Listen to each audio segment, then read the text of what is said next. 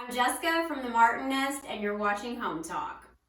The first thing you need to do is figure out what you're going to use for your backer board.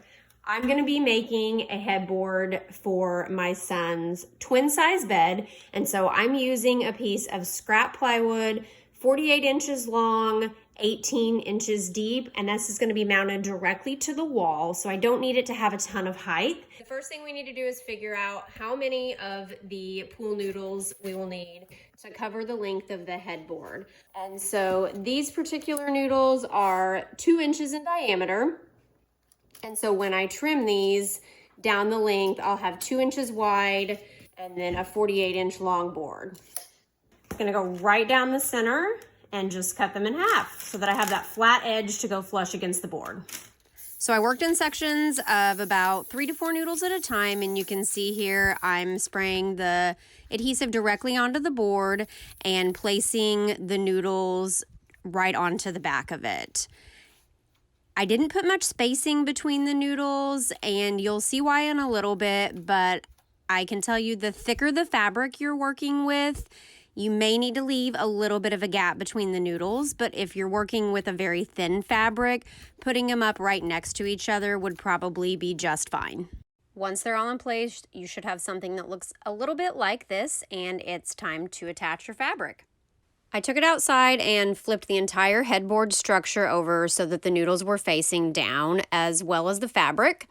And so you can see here I'm spraying a little bit of the spray adhesive onto one end and rolling the fabric over, pressing it down really firmly. This is the staple gun that I am using. You can see there it's loaded with staples and attached to an air compressor, but if you don't have something like this, a handheld stapler will do just fine. So initially I started to apply the fabric with a little bit of spray adhesive on the noodles, and quite honestly, it was a disaster. The noodles were pulling up. I really think that with the pleather being so thick, it needed some space in between the noodles to create those beautiful channels.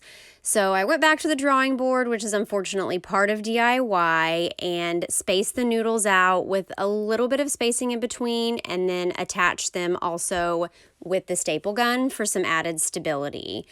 I worked in sections of about 4 at a time, sprayed a little bit of spray adhesive on, and then just kind of used my hands to firmly work the leather into the channels. And you can see there it's showing up a lot better, and you get those more defined creases with the spacing.